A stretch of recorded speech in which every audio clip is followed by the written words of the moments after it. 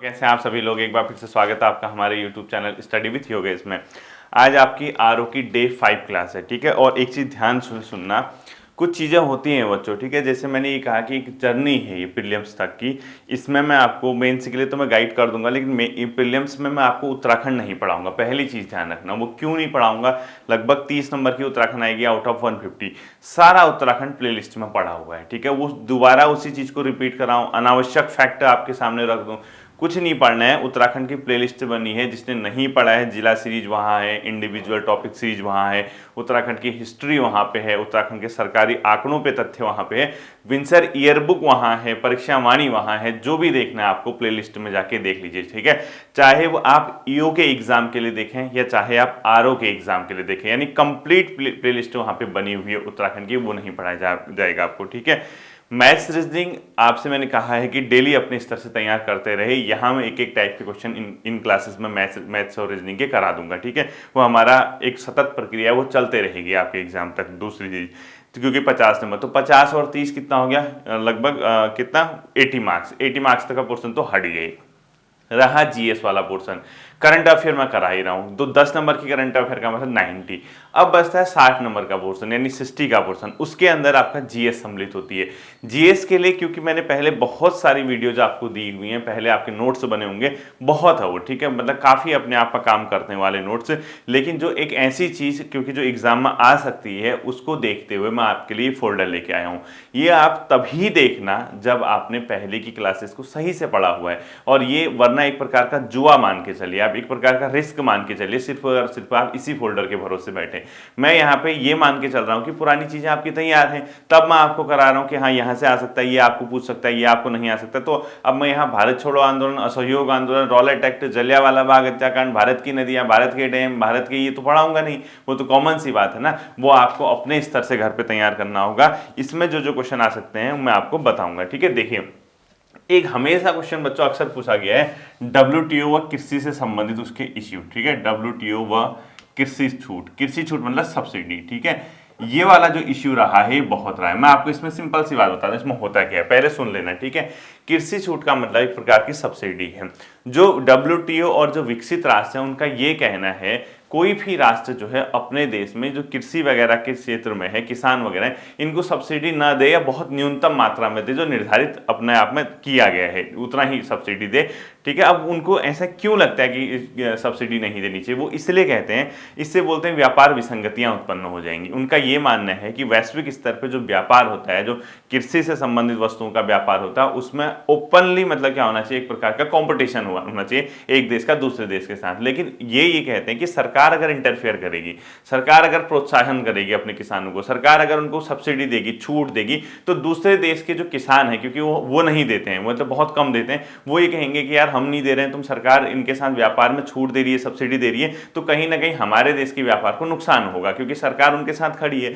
तो जो विकसित देश है, डब्ल्यूटीओ की नॉर्म्स हैं, उन्होंने एक निर्धारित मानक तय किया है सब्सिडी के लिए कि कृषि उत्पाद में कितना सब्सिडी देनी है, किसानों को कितना सब्सिडी देनी है। उसी को लेके हमेशा क्या उत्पन्न होता है, विवाद उत्पन्न होता है, ठीक है। तो उसमें एक टर्म आता है बच्चों, एएमएस लिखो, एएमएस, इसको बोलते हैं बच्चों एग्रीगेट मेजर्स ऑफ सपोर्ट, यानी सकल सहायता व्यवस्था बोलते हैं, ठीक है। डब्ल्यूटीओ एएमएस किसको बोलता है, इसको बोलते हैं सकल सहायता व्यवस्था, सकल सहायता व्यवस्था, ठीक है। यानी इसका सीधा सीधा नाम है एग्रीगेटेड, यानी एक प्रकार से जो सहायता है, सपोर्ट है, एग्रीगेट मेजर्स ऑफ सपोर्ट, ठीक है। इंग्लिश को इंग्लिश में लिखना एग्रीगेट मेजर्स ऑफ सपोर्ट, यानी सकल सहायता व्यवस्था। इसका मतलब क्या है, सरकार द्वारा कृषि क्षेत्र में जो छूट दी जाती है उसको डब्ल्यूटीओ क्या बोलता है, एएमएस बोलता है। यानी डब्ल्यूटीओ द्वारा ये कृषि व छूट, यानी डब्ल्यूटीओ कृषि छूट, यानी इसको आप लिखो, सरकार द्वारा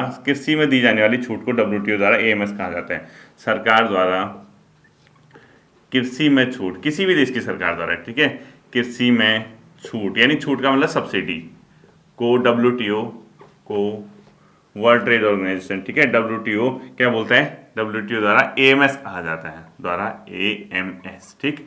यानी जो सरकारें सब्सिडी देती हैं उसको WTO AMS कहता है। अब ये AMS क्या है, मतलब कैसी सब्सिडी है, इसका ये मतलब होना चाहिए। वो ये कहता है WTO बच्चों, AMS इसमें दो प्रकार की चीजें आएंगी। एक को बोलते हैं उत्पाद विशिष्ट या प्रत्यक्ष सब्सिडी, एक को बोलते हैं अप्रत्यक्ष या इनडायरेक्ट या गैर उत्पाद विशिष्ट या आगत। ठीक है, ये जो AMS है वो WTO के अनुसार दो हैं बच्चों। एक तो बोलते हैं उत्पाद विशिष्ट यानी उत्पाद प्रोडक्ट, ठीक है, उत्पाद विशिष्ट, या इसी को बोलते हैं प्रत्यक्ष। ठीक है, एक को बोलते हैं गैर उत्पाद विशिष्ट, गैर उत्पाद विशिष्ट, या इसी को बोलते हैं बच्चों अप्रत्यक्ष या आगत इनपुट। ठीक है, या इसी को बोलते हैं आगत इनपुट।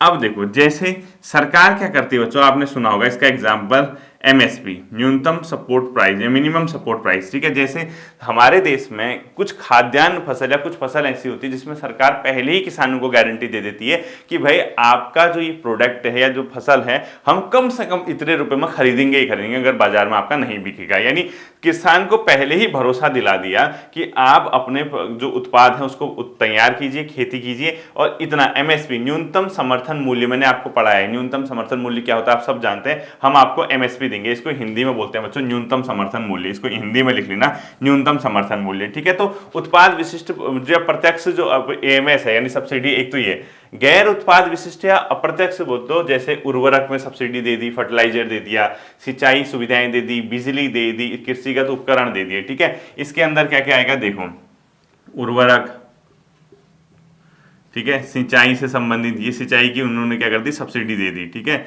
बिजली दे दी किसानों को फ्री में दे दी, कुछ भी कर दिया, या कृषि उपकरण लिखो, कृषि उपकरण। ठीक है, इनमें सब्सिडी दे दी या इनमें छूट दे दी, जो भी कर दिया। अब ये दो प्रकार की चीजें।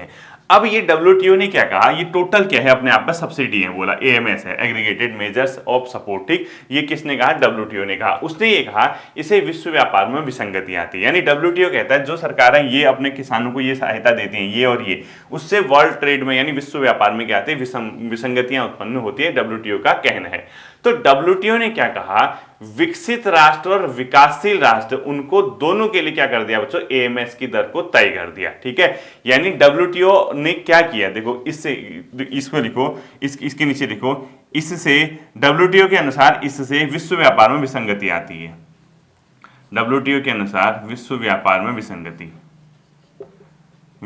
ठीक है, उनका ये कहना है कि अगर सरकार ये सब चीजें किसानों को मुहैया करा देगी तो भाई एक और तो तुम सरकार हो, एक साइड तुम कह रहे हो किसानों को जो है ओपन, मतलब अपने आप में कंपटीशन होना चाहिए हर देश का, वहां सरकार है उसको सपोर्ट कर रही है, तो तुम्हारे किसान को तो सपोर्ट मिल रहा है, वो तो तुम्हारे फायदे में है, हमारा किसान तो सपोर्ट में नहीं है। कई देश ऐसा कहते हैं। ठीक है, जबकि वो बहुत चालाक है, वो सब करते हैं। ठीक है, अब विकासशील राष्ट्रों को परेशान करने का काम है। तो विश्व व्यापार में विसंगति आती, किसने कहा, मैंने नहीं कहा, ये कहा बच्चों WTO के द्वारा।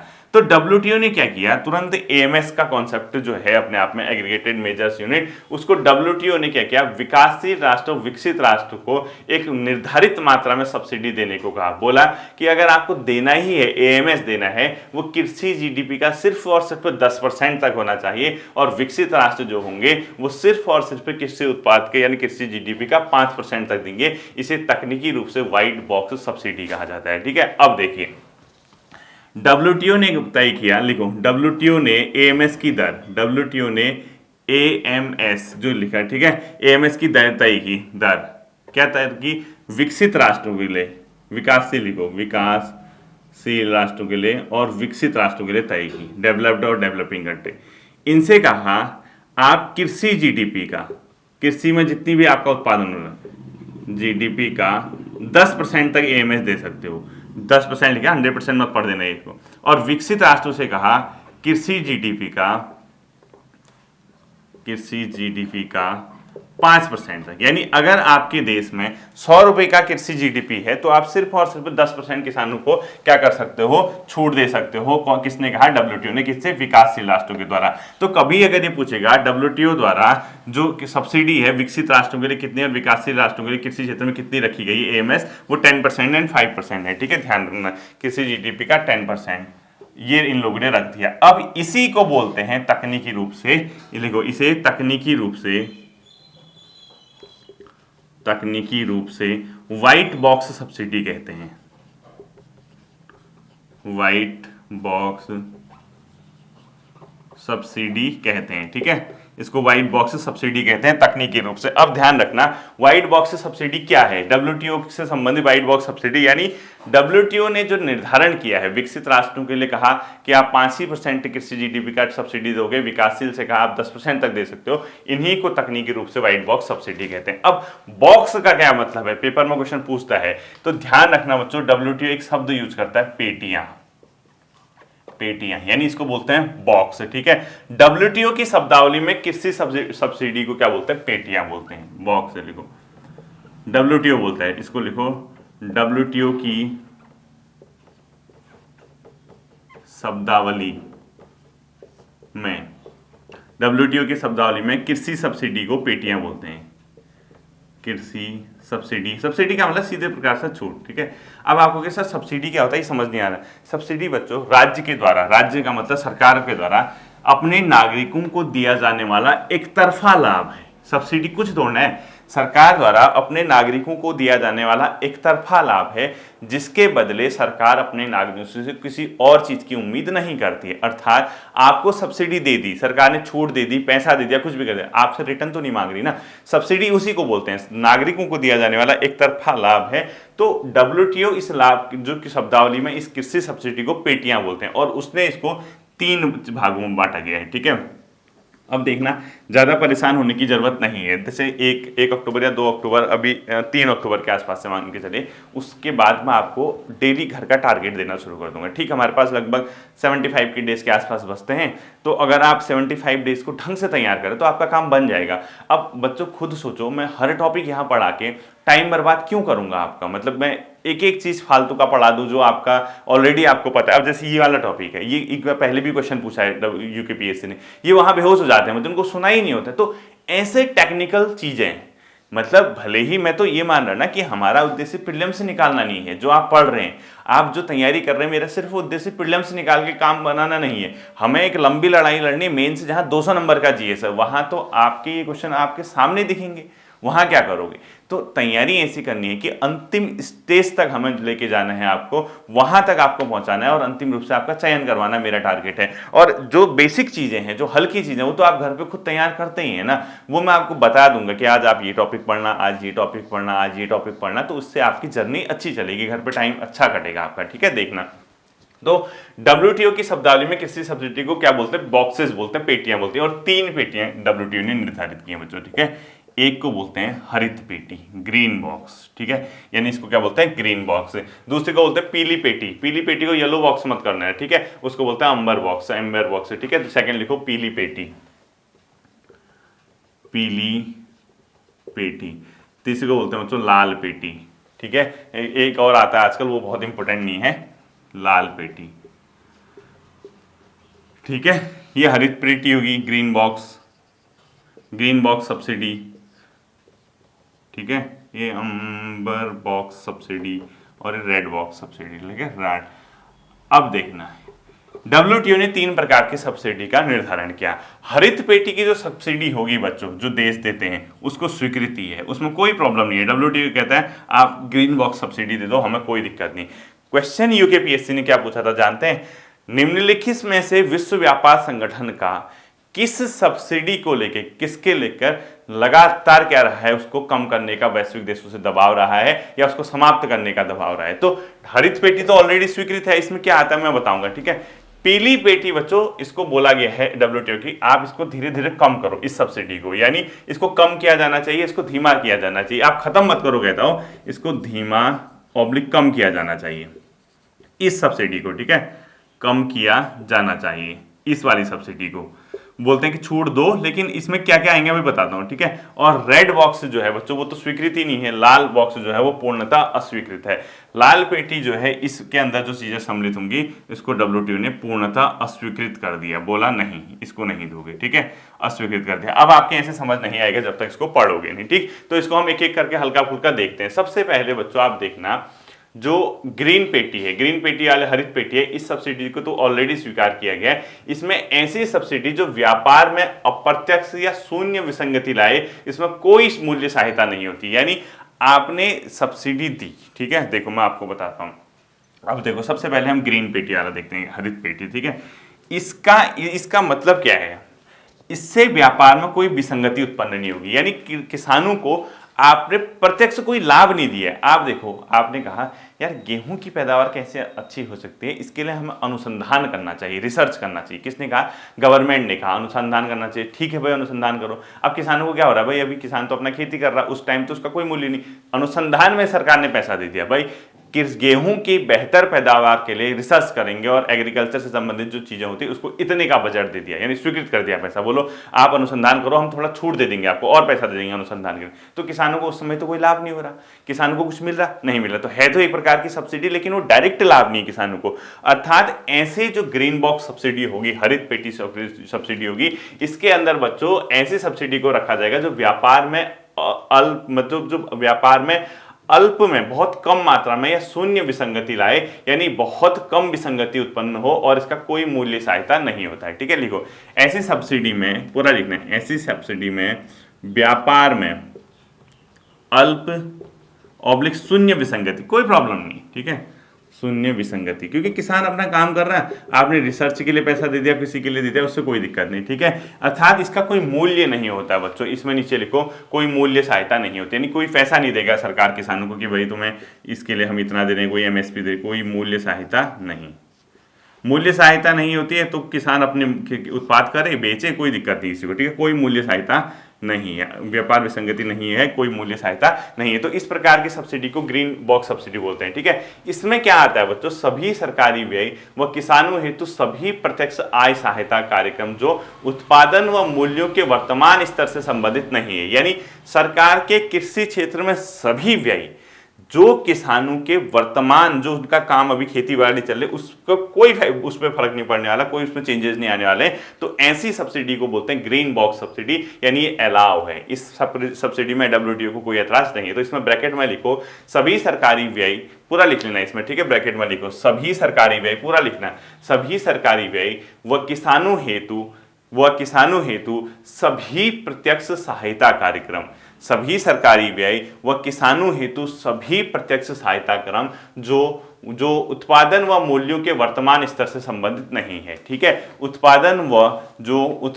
व मूल्यों के वर्तमान स्तर से संबंधित नहीं है। ठीक है, यानी सभी सरकारी व्यय जितने भी सरकार ने व्यय किए कृषि क्षेत्र में, ठीक है, सभी सरकारी व्यय कौमा किसानों पर प्रत्यक्ष व्यय, किसानों पर प्रत्यक्ष व्यय जो भी लिखा आपने, ठीक है, जो वर्तमान उत्पादन व मूल्य से संबंधित नहीं है, जो इस साल या अगले साल वर्तमान मूल्य या उत्पादन से संबंधित नहीं है।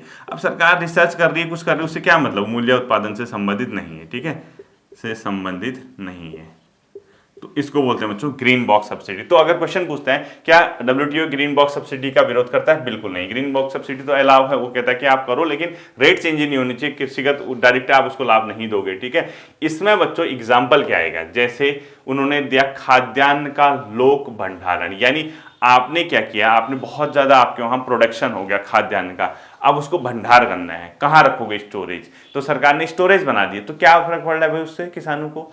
उत्पादन तो कर दिया ना उसने, उत्पादन जितना होना था होने दिया। अब लेकिन वो खाद्यान्न बर्बाद जाने से अच्छा कि सरकार ने कहा हम क्या करते हैं, खाद्यान्न का लोक भंडार कर देते हैं, यानी पब्लिक एक प्रकार की स्टोरेज बना देते हैं ताकि वहां उनका खाद्यान्न रहे। तो उसमें सब्सिडी दे रही है, उसमें कुछ कर रही है, तो उससे कोई प्रॉब्लम नहीं। ठीक है, हरित पेटी में लिखो खाद्य सुरक्षा हेतु लोक भंडारण, इसके एग्जाम कीट व रोग नियंत्रण से संबंधित कार्य, अनुसंधान व विस्तारण से संबंधित कार्य, पर्यावरण संरक्षण से संबंधित कार्य, आय या बीमा से संबंधित कार्य। ठीक है, जैसे देखो खाद्य सुरक्षा हेतु, पूरा लिखना आप लोग। ठीक है, खाद्य सुरक्षा हेतु जो लिखोगे उसमें, ठीक है, खाद्य सुरक्षा हेतु एक इसमें लिखना, खाद्य सुरक्षा हेतु ग्रीन बॉक्स में। ठीक है, खाद्य सुरक्षा हेतु लोक भंडारण स्टोरेज दे दो इसको, कोई दिक्कत नहीं। ठीक है, लोक भंडारण। इसके अलावा अनुसंधान व विस्तार, रिसर्च कर दिया सरकार ने, अनुसंधान व विस्तारण, खेती का विस्तारण। ठीक है, इससे क्या करना है, कोई खराब चीज थोड़ा है।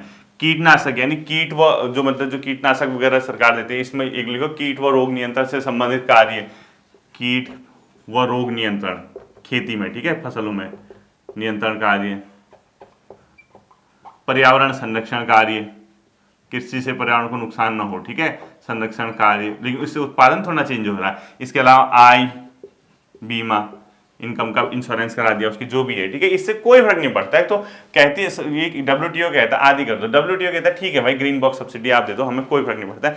अब क्वेश्चन अगर पूछता है तो आप समझ जाओगे कि ग्रीन बॉक्स सब्सिडी के अंदर क्या चीजें आती है और क्यों WTO ने इसको प्रॉब्लम में नहीं रखा, क्योंकि ये कहता है कि आय या उत्पादन के वर्तमान स्तर से इसका कोई लेना देना नहीं है, तो आप इसको दे सकते हो। इसीलिए बच्चों जो हरित पेटी सब्सिडी है उसको उत्पादन तटस्थ पेटी कहा जाता है, प्रोडक्शन न्यूट्रल बॉक्स। तो लिखो हरित पेटी सब्सिडी को उत्पादन तटस्थ, यानी उत्पादन का तटस्थ रहना, ठीक है, उत्पादन तटस्थ पेटी कहा जाता है, यानी इसको बोलते हैं प्रोडक्शन न्यूट्रल बॉक्स, PNB, ठीक है, पंजाब नेशनल बॉक्स मत करना, इसको PNB यानी प्रोडक्शन न्यूट्रल बॉक्स भी कहा जाता है। सेकंड सब्सिडी आती है बच्चों पीली सब पेटी, यानी एम्बर बॉक्स बोलते हैं। इसमें क्या होगा, सब्सिडी से उत्पादन व व्यापार में विसंगति पैदा करती है, ठीक है। सेकंड लिखो आप लोग येलो बॉक्स, येलो नहीं एम्बर बॉक्स, पीली पेटी लिखो। सेकंड सब्सिडी जो लिखा आपने पीली पेटी, पीली पेटी, ठीक है, एम्बर बॉक्स। इससे क्या होगा लिखो, इस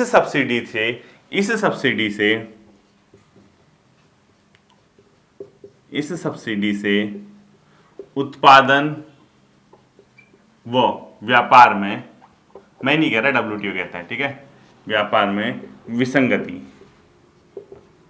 कहने का मतलब आप कहोगे सर ये एक चीज बताओ, आप मतलब किसी को सब्सिडी देने से क्या प्रॉब्लम है विश्व के देशों का WTO, मैं बताता हूँ क्या है। इनका ये मानना है कि वैश्विक व्यापार जो होना चाहिए वो क्या होना चाहिए, एक प्रकार से फ्री ट्रेड, जिसको मतलब सरकार का हस्तक्षेप ना हो। वो ये कहते हैं किसान अगर खेती कर रहा या सब कुछ कर रहा, उसका अपना कंपटीशन है, मार्केट के भरोसे छोड़ो, आप क्यों सरकार उसमें इंटरफेयर करिए। अगर सरकार किसी देश के किसानों को संरक्षण दे रही है, मतलब इनका मानना है WTO और वैश्विक देशों का संरक्षण दे रही है, तो इसका मतलब वो किसान थोड़ा है, वो तो सरकार व्यापार कर रही है, कृषि सरकार कर रही है, सब चीज तुम सरकार कर रहे हो, तुम तो फायदे में रहोगे। वो ये कहते हैं कि हम लोगों ने तो किसानों को छूट दे रही है, करने दो इनको, व्यापार अपने आप करते हैं, आप सब्सिडी क्यों दे रहे हो फालतू की, आपको फायदा हो जाएगा। क्योंकि देखो व्यापार तो ओपन है ना, वैश्विक व्यापार है, आपने यहाँ से यहाँ भेजा, यहाँ से यहाँ, अगर सरकार उसमें किसानों के हित में काम कर रही है, किसानों के लिए डायरेक्ट सब्सिडी कुछ कर रही है, तो उनको लगता है कि ये तो सरकार काम कर रही है, इससे तो कोई फायदा ही नहीं, इससे तो इन्हीं को फायदा होगा, वो इसीलिए परेशान रहते हैं, ठीक है। अभी इसको ये छोड़ दो। अभी पीली पेटी सब्सिडी बच्चों, इससे उत्पादन में व्यापार में विसंगति उत्पन्न होती है, वो ये कहता है। वो कैसे, इसमें क्या होगा, उत्पादन में प्रत्यक्ष रूप से मदद दी जाती है, यानी जब कोई प्रोडक्शन कर रहा है एग्रीकल्चर, उसमें डायरेक्ट सरकार हेल्प कर देगी, जैसे MSP दे दिया, न्यूनतम समर्थन मूल्य, बिजली सुविधाएं दे दी किसानों को, एनर्जी से संबंधित सिंचाई सुविधाएं दे दी फ्री में, उर्वरक दे दिए, कीटनाशक दे दिए, ठीक है। इसमें देखो, इसमें लिखो उत्पादन में प्रत्यक्ष रूप से मदद करती है WTO के अनुसार, ठीक है, उत्पादन में प्रत्यक्ष मदद, यानी जैसे सरकार ने, लिखो कैसे प्रत्यक्ष मदद, न्यूनतम समर्थन मूल्य MSP दे दी, ठीक है, बिजली दे दी, उर्वरक दे दिए, कीटनाशक दे दिया,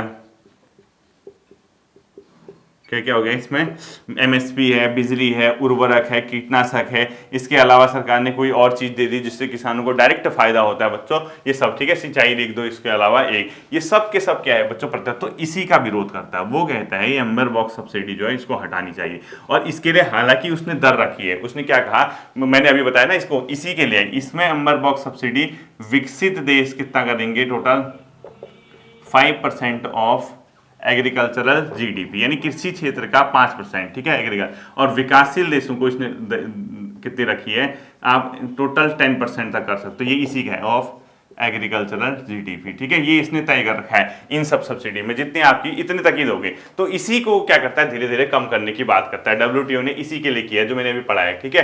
तो ये ध्यान रखना बच्चों, इसके में क्या होता है, इसी के तहत पीली पेटी के बाद एक और पेटी आती है सब्सिडी, उसको बोलते हैं नीली पेटी, ब्लू बॉक्स। पेटी का मतलब है सीधा सीधा क्या, अपने आप में। नीली पेटी कुछ अलग नहीं है बच्चों, इसी पीली पेटी में शर्तों के साथ पीली पेटी हो जाएगी, यानी आप दो, पीली पेटी का मतलब आप यही सब्सिडी दो, कोई दिक्कत नहीं, आप दो ये वाली सब्सिडी, लेकिन कुछ शर्त लगाओगे, शर्तों के साथ अगर सब्सिडी दे दी तो पीली पेटी हो जाएगी, नीली पेटी हो जाएगी, ठीक है। तो इसमें नीचे लिखो शर्तों के साथ पीली पेटी ही अपने आप में नीली पेटी बन जाती है, ठीक है, यानी कुछ कंडीशंस होंगे, मैं बताऊंगा अभी क्या होगा। शर्तों के साथ पीली पेटी ही नीली पेटी हो जाती है। ठीक है, यानी कुछ शर्त लगा दी है, पहले शर्त लगा दी WTO ने और बोला कि अब आप दे सकते हो, शर्तों के साथ पीली पेटी ही नीली सब्सिडी कहलाएगी। इसमें क्या होगा बच्चों, व्यापार विसंगतियों को कम करने हेतु इसका काम किया जाता है। ठीक है, यानी इसका मुख्य लक्ष्य है व्यापार विसंगति कैसे भी कम हो सके विशेष उत्पादन स्तर को प्राप्त करने के लिए। ठीक है, यानी सरकार प्रत्यक्ष भुगतान इसमें कर सकती है, इसमें कोई दिक्कत नहीं। जैसे कुछ आपका टारगेट है, जैसे किसी देश का कोई टारगेट है, विशेष हमने टारगेट बना रखा है, यार इतना उत्पादन करना ही करना है, हमारी मजबूरी है, तब वो कहता है ठीक है आप शर्त के अधीन आप कीजिए, आप कोई टारगेट है तो उसको प्राप्त कर सकते हैं, उसको बोलते हैं नीली पेटी। ठीक है, तो इसमें लिखो विशेष उत्पादन स्तर को प्राप्त करने हेतु इसका प्रयोग किया जाता है। ठीक है, विशेष उत्पादन स्तर हेतु, विशेष उत्पादन स्तर हेतु इसका प्रयोग किया जाता है। कोई आपने टारगेट प्राप्त करना है तो विशेष उत्पादन स्तर हेतु इसका आप लोग क्या करोगे, यूज करोगे। ठीक है, मतलब इसमें ध्यान रखना, इसमें व्यापार विसंगतियों को कम करने हेतु भी इसका प्रयोग किया जाता है। ठीक है, तो इसमें ये लिखना है। तो आपको सीधा सीधा बच्चों क्या समझना है, यहाँ पे आप समझ रहे होंगे, इसमें कुछ नहीं करना। आप ये क्वेश्चन पूछेगा कि WTO जो है सब्सिडी के लिए क्या प्रयोग करता है, कौन सी सब्सिडी का वो विरोध करता है, कितना उसने दर रखा है, ये ध्यान रखना। ग्रीन सब्सिडी से उसको कोई प्रॉब्लम नहीं है। ठीक है, ये हो गया आपका सब्सिडी वाला। इसके बाद अगला टॉपिक आप लोग लिखोगे बच्चों, भूमि सुधार, भारत में भूमि सुधार की विषय वस्तु। ठीक है, लिखो, हेडिंग लिखो, ये रैंडम टॉपिक चल रहे हैं आपके, भारत में भूमि सुधार। ठीक है, किस किस, लैंड रिफॉर्म, ऐसे क्वेश्चन ये कॉन्सेप्ट बेस आएगा। ठीक है, देखो बच्चों, भूमि सुधार के लिए बेसिकली 2-3 काम किए जाते हैं, ये ध्यान रखना। पहला, मध्यस्थों की समाप्ति, जो बिचौलिए थे। पहला क्या कहेगा गया, जो मध्यस्थ थे यानी मीडिएटर थे की समाप्ति। यानी हमारे देश में पहले जब हम ब्रिटिश के अधीन थे, इसमें 2-3 प्रकार की भू राजस्व व्यवस्था थी, आपने सुना होगा, रैयतवाड़ी व्यवस्था, महालवाड़ी व्यवस्था या स्थायी बंदोबस्त। इसमें क्या होते थे, स्थायी बंदोबस्त में जमींदार मध्यस्थ थे, महालवाड़ी में पूरे गांव से टैक्स लिया जाता था लगान, रैयतवाड़ी में किसानों से लिया जाता था, लेकिन कहीं ना कहीं मीडिएटर हुआ करते थे, मध्यस्थ। तो भारत में भूमि सुधार के लिए सबसे पहले जो मीडिएटर थे उनको समाप्त करना बहुत क्या था, जरूरी था। ठीक है, सेकंड पॉइंट इसमें लिखना हो तो काश्तकारी सुधार, यानी अपने आप में टेनेंसी रिफॉर्म। तो काश्तकारी सुधार भारत में भूमि सुधार का दूसरा टारगेट था। देखो, काश्तकारी सुधार।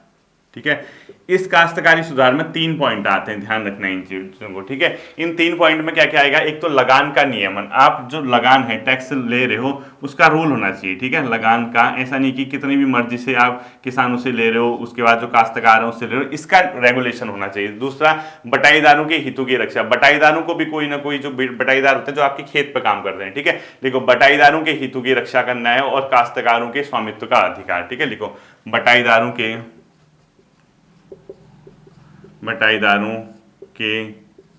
हितों की रक्षा। जैसे आपने जमीन मालिक ने उसको मतलब कुछ जमीन बेच दी, कुछ कर दिया, लेकिन जो किसान उस पर खेती कर रहा था आज तक, उसका क्या होगा, उसको भी देखना है। ठीक है, वो बेच भी देंगे तो एक टुकड़ा उसका होना चाहिए। और तीसरा होगा बच्चों, काश्तकारों के स्वामित्व का अधिकार, काश्तकारों की जो बहुत लंबे समय से उसमें काम कर रहा है उसका क्या होना चाहिए, जो भूमि में थोड़ा सा मालिकाना हक हो जाए, काश्तकारों का स्वामित्व अधिकार,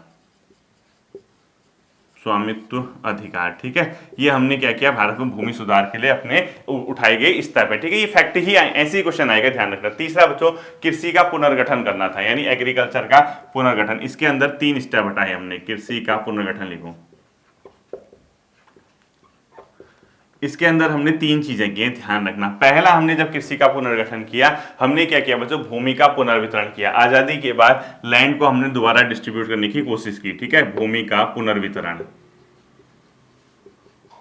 भूमि का पुनर्वितरण। ठीक है, दोबारा उसको भूमि को क्या किया, हमने पुनर्वितरित करने की कोशिश की। तीसरा लिखो, चकबंदी और सहकारी कृषि। ठीक है, चकबंदी और सहकारी कृषि, ये क्या होते हैं आपको पता ही होगा, चकबंदी वगैरह नहीं पढ़ाऊंगा मैं। और तीसरा, कोऑपरेटिव एग्रीकल्चर, सहकारी कृषि। ठीक है, ये 3 चीजें हमने की। और भूमि का जो पुनर्वितरण किया, इसमें हदबंदी कानून लगाए। अब इसमें आप देख लेना, भारत में भूमि सुधार के लिए क्या क्या कदम उठाए गए। आपका ब्रैकेट में होना चाहिए, आपका आज का काम का होगा, सरकार के कदम क्या थे।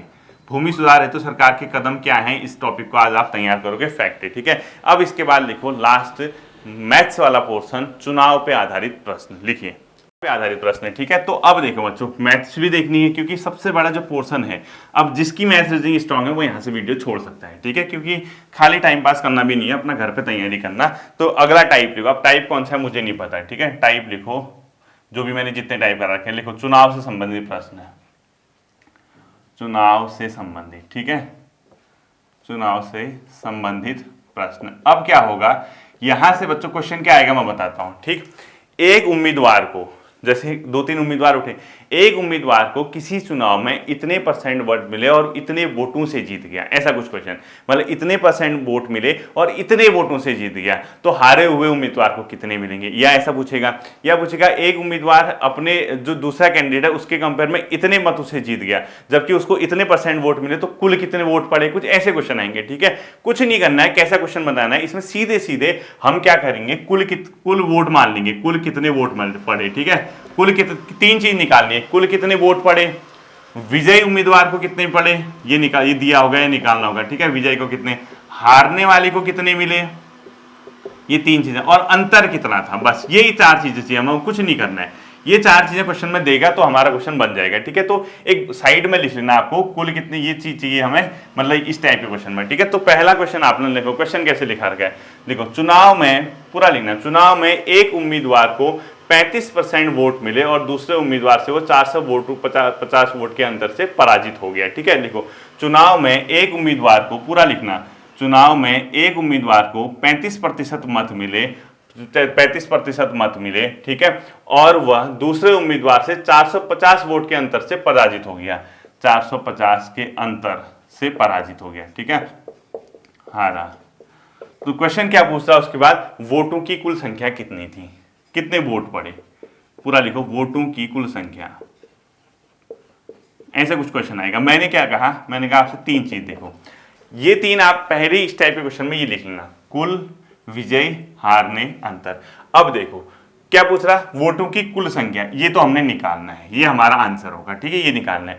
दूसरा क्या दिया है, 450 के अंतर से आ रहा, हार अंतर दे दिया, अंतर ऑलरेडी दिया हुआ है, 450 के अंतर से आ रहा है, ठीक है। ये यहाँ क्या लिखा है, हारा, 450 अंतर दे दिया ना, हारने वाले को 450 के अंतर से आया, यानी एक उम्मीदवार को 35% वोट मिले, यानी हारने वाले को 35% मिले ना। उसने कहा तो है यार, एक बार बताओ, 100% में 35% वाला कैसे जीत जाएगा, जीतेगा तो 50 ऊपर वाला।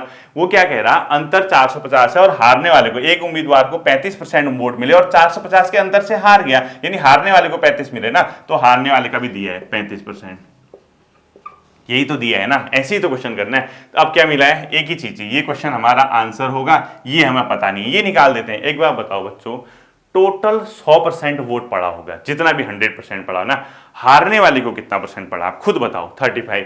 भाई जीतने वाले को कितना पड़ा होगा, 100% वोटिंग मानेंगे ना, हारने वाले को 35 पड़ा, तो जीतने वाले को कितना पड़ा, बताओ जल्दी, 65%। 100 में 100% वोटिंग हुई होगी ना, 35 तो हारने वाले को मिला, तो जीतने वाले को कितना मिला, 65%। लो, हो तो गया ये, यानी विजयी उम्मीदवार को कितना मिला, 65%, हारने वाले को कितना मिला, 35%। ये इन दोनों के बीच का अंतर कितना है बच्चों, अंतर क्वेश्चन में कितना लिखा है, अंतर इतने के गैप से आ रहा ना, अंतर है 450 का, किसके अनुसार, क्वेश्चन के अनुसार, जिसके पीछे परसेंटेज नहीं लिखा है। लेकिन परसेंटेज में अंतर हम तो निकाल सकते हैं, ये तो क्वेश्चन ने कहा, हमें भी तो इसके बीच का गैप दिख रहा है, एक को 65% मिला, एक को 35%, तो गैप कितने परसेंट के गैप से आ रहा हूं, खुद बताओ। 35 और 65 के बीच का गैप कितना हो गया, जल्दी बताओ, 45, 55, 65, 30%, यानी अंतर कितना हो गया बच्चों, 30%। ये 30%, यानी 30% की वैल्यू कितनी होगी, 450 होगी, यही तो होगा, यानी 30% की वैल्यू कितनी होगी, 450। क्यों, कैसे हुई, क्वेश्चन में दिया है अंतर, हमें पता, हमें यही लिखना है बस, हमने इसके सब दिए थे, हमने देख दिया कि अंतर इतना था, जीतने वाले को इतना, हारने वाले को इतना, अंतर क्वेश्चन में खुद इतना दिया है, इसने अंक में दिया है, परसेंटेज में हमें चाहिए। जब हमें इन दोनों के बीच का हम भी गैप निकाल देंगे तो 30% की वैल्यू कितनी होगी बच्चों, 450 होगी। तो वोट कितना पड़ा कह रहा हो, तो विजयी उम्मीदवार को 5% पड़ा। लास्ट में उसने क्या पूछा, कुल वोट कितने पड़े, यही तो पूछा ना, कुल वोट। 30% की वैल्यू कितनी होगी, जल्दी बताओ, 450 होगी, तो 100% की वैल्यू कितनी हो जाएगी बच्चों, 100% की वैल्यू, सिंपल तो है, 100% की वैल्यू कितनी हो जाएगी, 450 बट्टा 30 इंटू 100, ठीक है, 450 अपॉन 30, ये नीचे आ जाएगा, ठीक है, इंटू 100 से करना, यानी जब 100% की बोलेंगे तो 450 इस 30 को नीचे ले आना, मतलब ये यहाँ से 30 नीचे और 100 ऊपर आ जाता, बस इसको सॉल्व कर देना। ये 0 से 0 कट गया, 3 से 45 15 बार कटा, और 15 से 100 को इंटू करोगे तो 1500। आ तो क्या आंसर? कितना सिंपल तो है यार बच्चों, देखो मतलब इतना नॉर्मल से क्वेश्चन है, ठीक है। अगला क्वेश्चन देखते हैं हम, ऐसे ही देखो बहुत इजीली आप इसको सॉल्व कर दो। हमें यही चीज चाहिए, आपने साइड में लिख रखा है ना, उसी से काम बन जाएगा आपका, देखना। फिर मैं इसको मिटाऊंगा, ठीक है। हमें आप इन क्वेश्चन में ऐसे ही करना है, जो जो दिया होगा चेक कर लेना। देखो क्वेश्चन पढ़ता हूं मैं, ठीक है, देखना। एक चुनाव में एक उम्मीदवार 140 वोट द्वारा 62% वोट से विजयी हुआ, यानी एक उम्मीदवार को ये कह रहा है कि वो 140 वोट मिले, 144 वोट द्वारा 62% वोट से विजयी हुआ, सफल को कुल कितने वोट मिले, ये पूछ रहा है, ठीक है। तो क्वेश्चन लिखो आप, एक चुनाव में एक उम्मीदवार 140 वोट के द्वारा 62% वोट से विजयी हुआ, यानी 62% वोट से वो क्या हो गया बच्चों, विजयी हुआ। यानी वो कह रहा है कि उसको 100 जो मतलब टोटल वोट है 144 वोट के द्वारा 62% वोट से विजयी हुआ, तो चुनाव में कुल जो सफल जो हुआ था उसको कुल कितने मत पड़े, ऐसे क्वेश्चन लिखो। तो क्वेश्चन लिख लो पहले, एक चुनाव में एक उम्मीदवार को 144 वोट द्वारा, एक उम्मीदवार 144 वोट द्वारा 62% 62% वोट से विजयी हुआ, जो सफल को कुल कितने वोट पड़े। अब सफल को कुल कितने वोट पड़े, यानी विजयी जो हुआ उसको कुल कितने वोट पड़े, पहला ये, ठीक है। विजयी को कुल कितने वोट पड़े, ये चाहिए। अब देखना हमने क्या करना है बच्चों, इसने खुद कहा है कि विजयी वाला जो है, जो विजयी हुआ था, ठीक है, उसको 62% वोट पड़े, खुद ही तो कहा है उसने, मैंने थोड़ा ना कहा। 62% वोट पड़े उसने खुद कहा है, ठीक है। अब बताओ विजयी वाले को 62 पड़े तो हारने वाले को कितने पड़े होंगे। टोटल वोट कितने होते हैं 100%, 62 जीतने वाले को पड़े तो हारने वाले को कितने बचे, 100 में से 62 कम करो आप, कितने बचेंगे 38%। आ तो गया, हारने वाले को आपको पता चल गया 38%, जीतने वाले को आपको पता चल गया 62%, ठीक है। अब हमारा क्या है अंतर, अंतर वो कह रहा है खुद ही बच्चों 144 वोट से जीत, मतलब 144 वोट से जीत गया। 144 वोट से जीता है, मतलब अंतर कितने का है दोनों के बीच, 144। अब देखो इसके और इसके बीच का अंतर कितना है, मतलब जो अंतर आया 144, ठीक है। लेकिन ये 144 किसकी वैल्यू है, ये क्वेश्चन में 144 दिया, लेकिन हम भी तो देखेंगे इसका अंतर, हमारे अकॉर्डिंग अंतर कितना है। 38 और 62 के बीच का गैप देखो बच्चों, कितने का अंतर हो गया 24, यानी 24% बराबर 144 हो गया 100%, यानी कुल वोट कितने होंगे, हमें ये चाहिए। सबसे पहले हम कुल वोट निकालेंगे, ठीक है। हमें एक एक चीज चाहिए, ये दिया था, ये निकाल लिया हमने, ये दिया है, तो पहले तो ये निकालोगे ना, कुल वोट मतलब 100%, 100% की वैल्यू निकालने के लिए 144/24 इंटू 100, ठीक है, ऐसे निकालोगे। जैसे ही आपने ये निकाला तो इसकी वैल्यू लगभग कितनी आ जाएगी, 600 के समथिंग आएगी। इसको सॉल्व कर लेना, ये आएगा 600, यानी कुल कितने वोट पड़े 600। अब क्या पूछ रहा है, विजयी उम्मीदवार को कितने पड़े, पता तो आपको 62%, तो 600 का 62% नहीं निकाल पाओगे क्या, 600 का 62%, 62% सॉल्व कर देना इसको, 0 से 0 0 0, इसको इंटू कर दो, 6 इंटू 2 कितना का 12 का 2, 6 से 6 36 से 37, 372। आ तो क्या आंसर 372।